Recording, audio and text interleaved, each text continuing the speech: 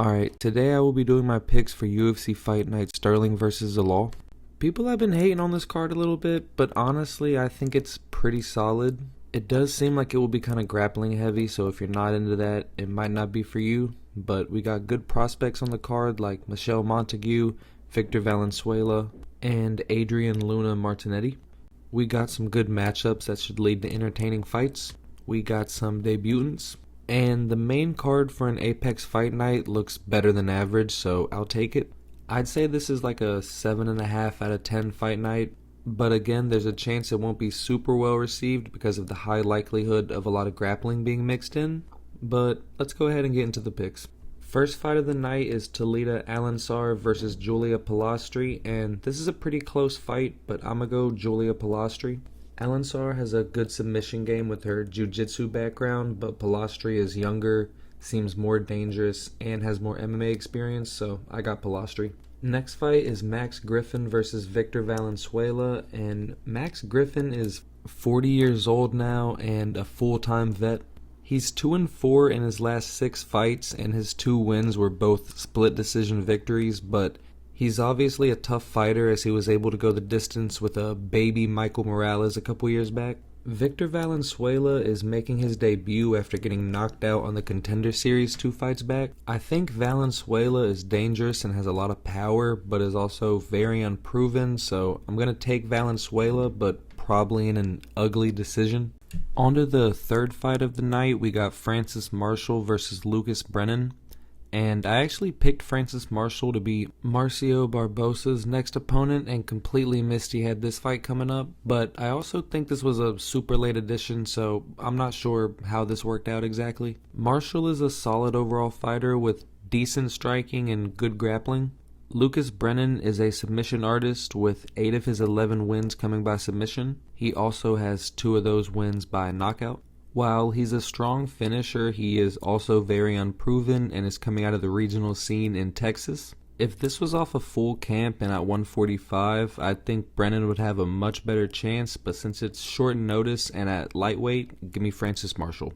Next fight we have Jafel Filho versus Cody Durden. Filho is 3-2 in the UFC, but only lost to Alan Nascimento, who missed weight in that fight and then got submitted by Muhammad Mukayev, who is a great flyweight. He also has 16 finishes through 17 fights at flyweight, which is crazy impressive. He has aggressive striking and mixes in the clinch in his submission game very well. And I'm gonna be honest, man, I just don't think Cody Durden is UFC level anymore.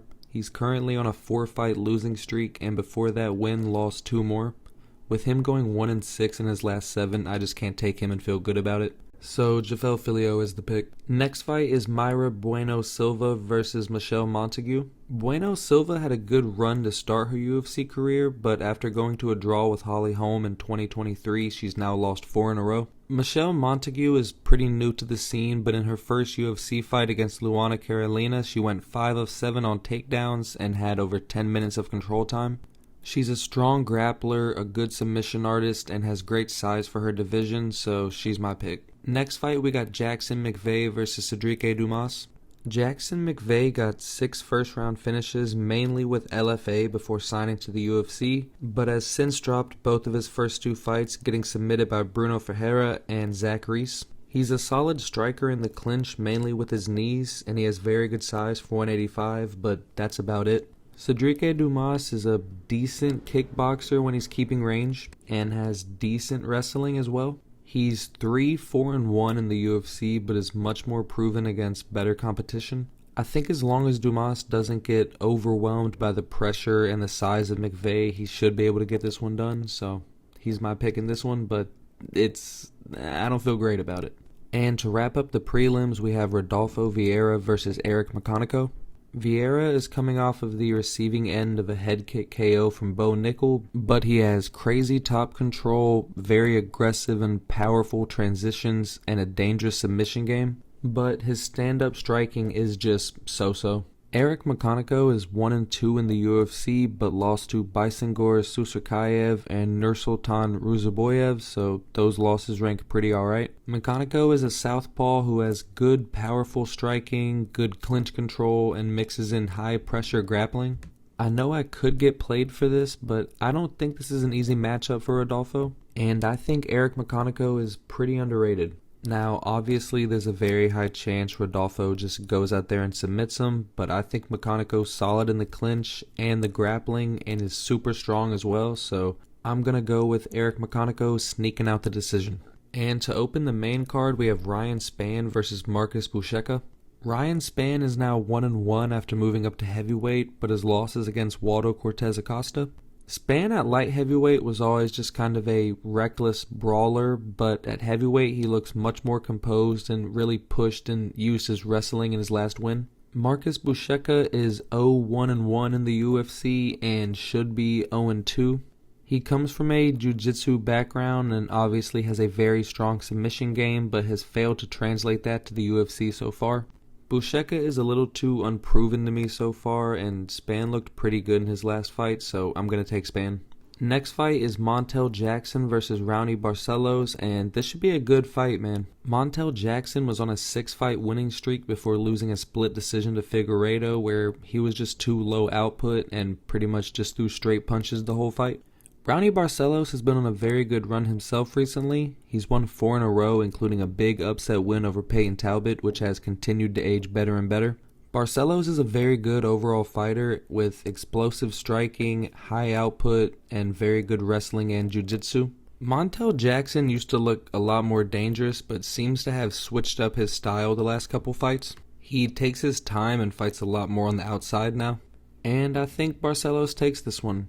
He's more aggressive, and I think will get into the pocket with Montel and make him uncomfortable, and I also think he has the ability to take him down and beat him on the ground as well. For the next fight, we have Davy Grant versus Adrian Luna Martinetti. This is a classic vet versus prospect matchup. Davy Grant is now 40, going 8-7 across 15 UFC fights. He's an unpredictable, high-pressure striker that mixes in the grappling effectively, and he's a lot of fun to watch. Martinetti is making his UFC debut after a wild win on the Contender Series against Mark Vologden.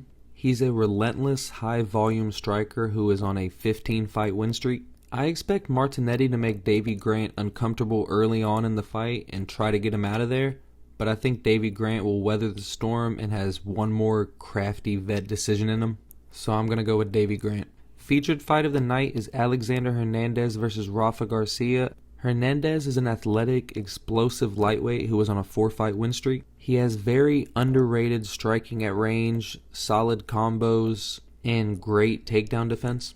Rafa Garcia is a durable, aggressive fighter who has very good clinch work and wrestling. On the ground, he's dangerous with his striking and submissions, and he's very tough to get off of you. And he's currently won 3 of his last 4 fights. This is a tough fight to call and should be pretty entertaining, but I think I'm going to go with Alexander Hernandez.